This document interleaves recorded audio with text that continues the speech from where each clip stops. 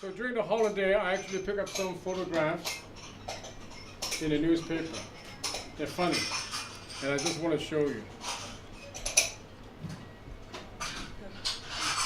Okay, we're gonna do's and don'ts tonight. Now this is actually a do's, right? Now this old couple, 80 years old from China, northern China somewhere. Obviously, you know, when they got married, they were poor, they didn't have a proper wedding and all that thing. And now the son is getting pretty wealthy. Deep pocket, right? A lot of young people in China right now are getting very wealthy. So the son is very nice. He said, Mom and Dad, you know, I'm going to give you a big banquet. Okay?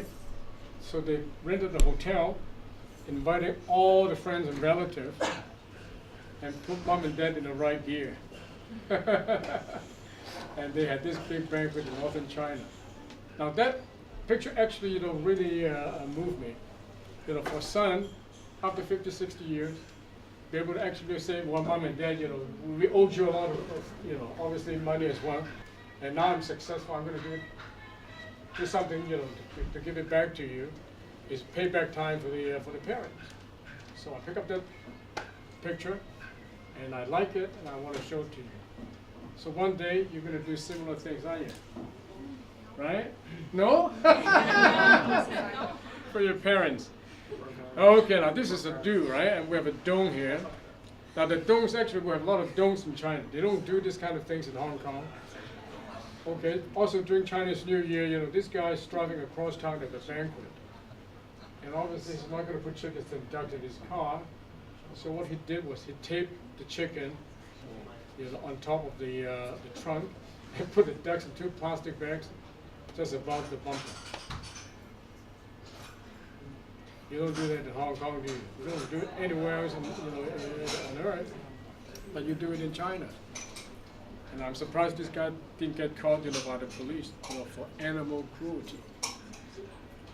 I teach entrepreneurship innovation, basically how to do startup stuff. I come from a background over the last 15 years in starting half a dozen companies on my own. So I've started an LED company, started a solar cell company, and now I've become an investor, so I'm investing in a lot of sort of robotics and what we call smart hardware technologies. Today I'm going to start the first half of the talk talking a little bit about what I call the entrepreneurship mindset. Just to give you, everyone here, my thesis is that everyone here in the room, whether you plan on starting a startup or not, can benefit from the mindset of thinking like an entrepreneur. Okay, there's this general principle that the longer that you take to learn something, as you go from high school to college, eventually to your PhD, a professional career, what happens is you start out here. Okay, you learn, you know a lot about a little about a lot of different things, right? You're a generalist. You're at different topics, but as you learn more, you go to more classes and things like that, you go through your career, you eventually go down this route. You start learning more and more about stuff, about less. Until the extreme, a lot of people say getting a PhD is like knowing everything there is to be about nothing, right? There's an example, right? I mean, there are people who actually get their PhD in like, medieval toilets from Europe or something like that. Very, very specific topic, right? So you learn, you're the expert of almost nothing, okay? Randomness in your life is a good thing, okay? I want that to sink in a little bit, because most of you guys, I think, are, if it's like my kind of background, everybody's like, okay, everybody needs to do the practical thing, right? I need to do an iBanking intern so I can be an iBanker afterwards and do all this kind of stuff, okay? And what I'm saying is, if you combine the thinking of what I said in the last few slides, is that your optimal thing that you do is not something that you study for, okay? Well, how do you find your optimal thing? You have to do something random, okay? How do you do that? Okay, I would say copy Google. Google has this thing called 20% time. Anybody heard of it? It means that every Google employee, when they work at Google, 20% of their time, out of every 5 days, they're allowed to do anything that they want. Okay? And Google's smart. They're not doing this because of charity, but it turns out that actually a lot of Google's major products started out as 20% time projects. Because if you allow an employee to do something passionate, put the energy into, they usually do something cool, okay? So likewise, I would say just be like Google. Spend 20% of your time, okay, 40, we'll compromise, right? 80% of your time, you go and hill climb, okay? You go and get the next internship, you get the good grades, you do all the things that you need to do, okay? But spend 20% of your time doing something that you really, really just like. Something that is completely different than something practical. Like small talk circle? Like a small talk circle? Yeah. The second advice is think multidisciplinarily, okay? What that means is, like these days, if you're an economist, okay, you have to be a pretty darn smart economist or mathematician or computer scientist within a traditional field to matter, okay? Because there's always smarter people. The alternative is at the interdisciplinary between two fields. At the intersections, well, the interesting thing happens. These are the areas where there hasn't been a lot of development, and you could be the first. Okay? I'll use a couple examples. This guy named Daniel Kahneman. He won the Nobel Prize in 2002, is it? For combining psychological research with economics and creating a new field called behavioral economics. Okay? Believe it or not, prior to 2002, or prior to when he actually did this, I think in the 80s or 90s, economists were like, okay, we're gonna do mathematical models, and to make economics work and all the models and things like that, we have to make one basic assumption, which is basically that people are rational. They were rational by optimizing their behavior and this kind of thing. Okay, well, everyone in psychology knows that people are not rational. Okay? You don't even have Psychology 101 as a freshman, you know that people are not rational. So why did it take hundreds of years of economic thought before this guy came about and created a whole new field? So why would you be a computer scientist solely when that's so difficult? All I need to do is take an algorithm that some smarter guy had produced and apply it into this field of DNA sequencing, which nobody has done. And I could be the first to do that. I could get a PhD, I can get a Nobel Prize, I can be the first. Okay? So that's being, in some sense, lazy, right? But also opportunistic. Okay? The third thing is becoming an expert. Okay? Actually, there's one thing that I learned from being a PhD. Okay? And that is how to bullshit. Okay? I actually kid you not. Okay? Before, like, if you think back when you're a high school student, okay, and you see a doctor or see a professor or you see somebody professional, okay, and you're like, oh, they're at another level of professionalism. I know nothing. They're the expert. You put them on a pedestal. Okay? And being a PhD and you start talking to people and things like that, what you realize is that nobody knows what they're talking about.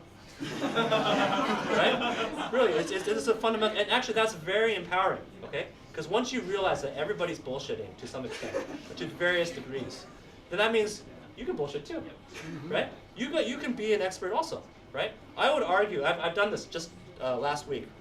Okay, some law school asked me to speak on the privatization of industry in China. Okay, because apparently I'm Chinese, right? I'm an expert, right?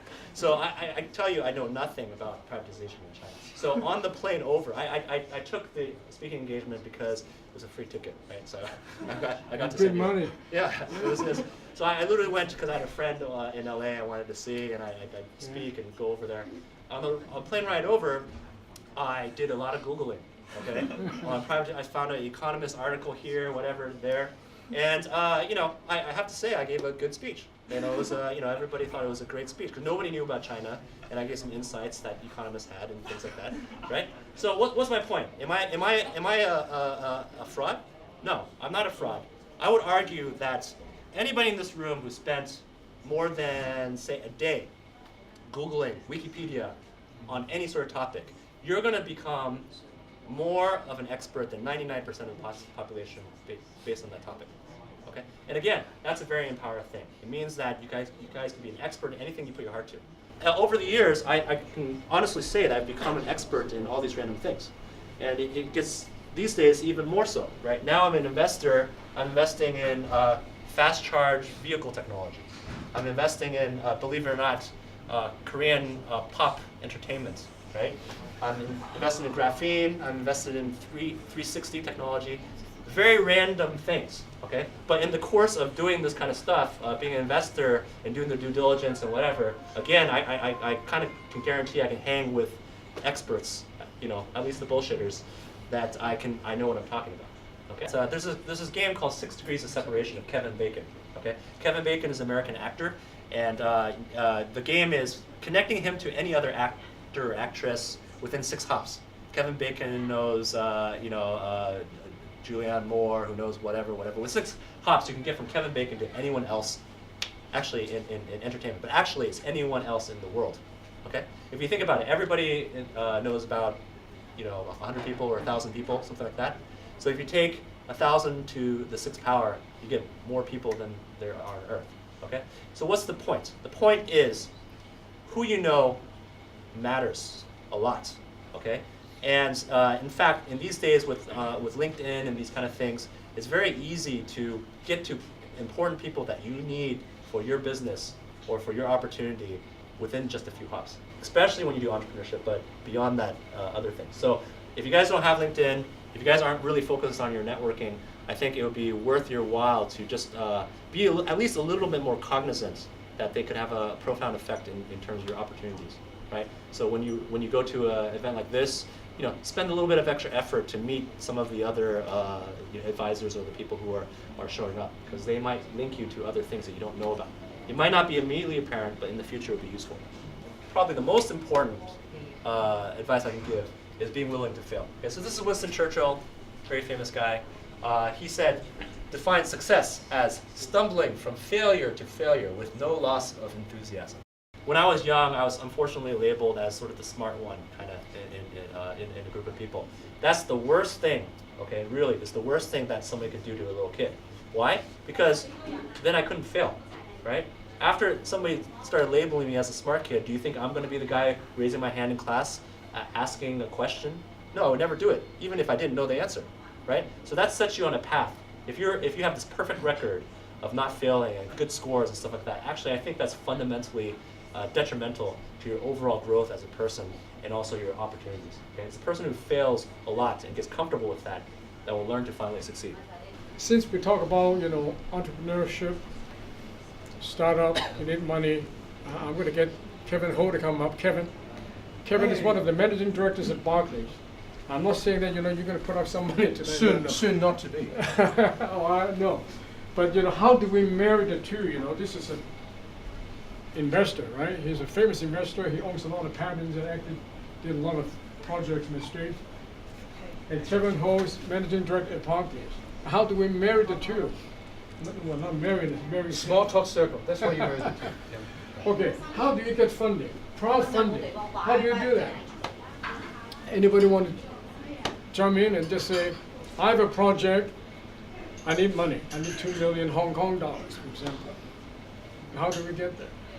Okay, you have a money project. I'm working with a team developing a mobile education platform to target primarily marginalized and underserved children in regions like Sub-Saharan Africa or East Asia or that sort of thing.